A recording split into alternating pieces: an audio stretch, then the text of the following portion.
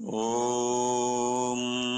तव कथामृतं तप्त जीवनं कविभिरडितं कल्मषापहं श्रवणमङ्गलं श्रीमदाततं भुवि गृह्णन्ति ये भूरिदा जनाः। श्री श्री रामकृष्ण कथामृत तृतीय परिच्छेद मणिलाल प्रभृति संगे ঠাকুর অহেতুক কৃপা সিন্ধু। আহারের পর ঠাকুর একটু বিশ্রাম করিতেছেন, গাঢ় নিদ্রা নয়, তন্দ্রার ন্যায়। শ্রীযুক্ত মণিলাল মল্লিক, পুরাতন ব্রহ্মজ্ঞানী, আসিয়া ঠাকুরকে প্রণাম করিলেন ও আসন গ্রহণ করিলেন। ঠাকুর তখনও শুইয়া আছেন। মণিলাল এক একটি কথা কহিতেছেন। ঠাকুরের অর্ধনিদ্রা অর্ধ জাগরণ অবস্থা। এক একবার উত্তর দিতেছেন। মণিলাল: শিবনাথ নিত্যগোপালকে সুখ্যাতি করেন, বলেন বেশ অবস্থা। ঠাকুর তখনও শুইয়া, চক্ষে যেন নিদ্রা আছে। জিজ্ঞাসা করিতেছেন, হাজরাকে ওরা কি বলে? ঠাকুর উঠিয়া বসিলেন, মণিলালকে ভবনাথের ভক্তির কথা বলিতেছেন। শ্রীরামকৃষ্ণ: আহা, তার কি ভাব!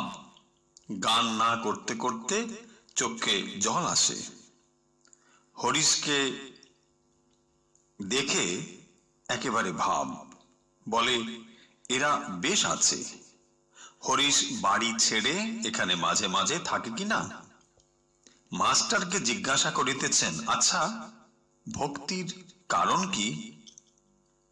ভবনাথ এসব ছোকরার কেন উদ্দীপন হয়? মাস্টার চুপ করিয়া আছেন। শ্রীরামকৃষ্ণ: কি জানো, মানুষ সব দেখতে একরকম, কিন্তু কারুর ভিতর ক্ষীরের পোর, যেমন পুলির ভেতর কলাইয়ের ডালের পোর ও থাকতে পারে, ক্ষীরের পোরও থাকতে পারে, কিন্তু দেখতে একরকম। ঈশ্বর জানবার ইচ্ছে, তার উপর প্রেম ভক্তি, এরই নাম ক্ষীরের পোর। এইবার ঠাকুর ভক্তদের অভয় দিতেছেন। শ্রীরামকৃষ্ণ মাস্টারের প্রতি: কেউ কেউ মনে করে আমার বুঝি জ্ঞান ভক্তি হবে না, আমি বুঝি বদ্ধ জীব। গুরুর কৃপা হলে কিছুই ভয় নাই। একটা ছাগলের পালে বাঘ পড়েছিল। লাফ দিতে গিয়ে বাঘের প্রসব হয়ে ছানা হয়ে গেল। বাঘটা মরে গেল। ছানাটি ছাগলের সঙ্গে মানুষ হতে লাগলো। তারাও ঘাস খায়, বাঘের ছানাও ঘাস খায়। তারাও ভ্যা ভ্যা করে, সেও ভ্যা ভ্যা করে। ক্রমে ছানাটা খুব বড় হলো। একদিন ওই ছাগলের পালে আর একটা বাঘ এসে পড়ল। সে ঘাস খেকো বাঘটাকে দেখে অবাক। তখন দৌড়ে এসে তাকে ধরলে। সেটাও ভ্যা ভ্যা করতে লাগলো। তাকে টেনে হিচড়ে জলের কাছে নিয়ে গেল। বললে, দেখ, জলের ভিতর তোর মুখ দেখ, ঠিক আমার মতো দেখ, আর এই নে খানিকটা মাংস, এইটা খা। এই বলে তাকে জোর করে খাওয়াতে লাগলো। সে কোনো মতে খাবে না, ভ্যা ভ্যা করছিল। রক্তের আস্বাদ পেয়ে খেতে আরম্ভ করলে। নতুন বাঘটা বললে, এখন বুঝেছিস, আমিও যা তুইও তা। এখন আয়, আমার সঙ্গে বনে চলে আয়। তাই গুরুর কৃপা হলে আর কোনো ভয় নাই। তিনি জানিয়ে দেবেন তুমি কে, তোমার স্বরূপ কি। একটু সাধন করলেই গুরু বুঝিয়ে দেন এই এই। তখন সে নিজেই বুঝতে পারবে কোনটা সৎ, কোনটা অসৎ। ঈশ্বরই সৎ, এ সংসার অনিত্য। এক জেলে রাত্রে এক বাগানে জাল ফেলে মাছ চুরি করছিল। গৃহস্থ জানতে পেরে তাকে লোকজন দিয়ে ঘিরে ফেললে। মশাল টশাল নিয়ে চোরকে খুঁজতে এলো।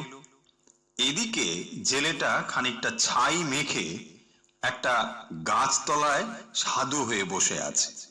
ওরা অনেক খুঁজে দেখে জেলে টেলে কেউ নেই, কেবল গাছতলায় একটা সাধু ভস্মমাখা ধ্যানস্থ।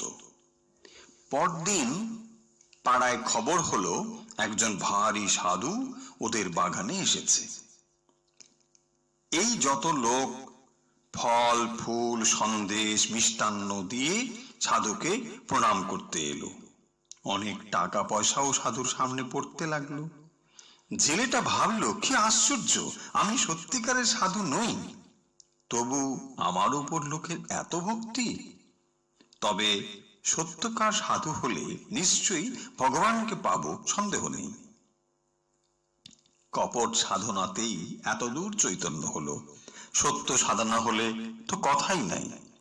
কোনটা সৎ কোনটা অসৎ বুঝতে পারবে। ঈশ্বরই সৎ, সংসার অনিত্য। ওম নিরঞ্জনম নিত্যম অনন্তরূপম ভক্তানুকম্পাদিত বিগ্রহম বৈ ঈশাবতারম পরমেশমিদ্যম তম রামকৃষ্ণম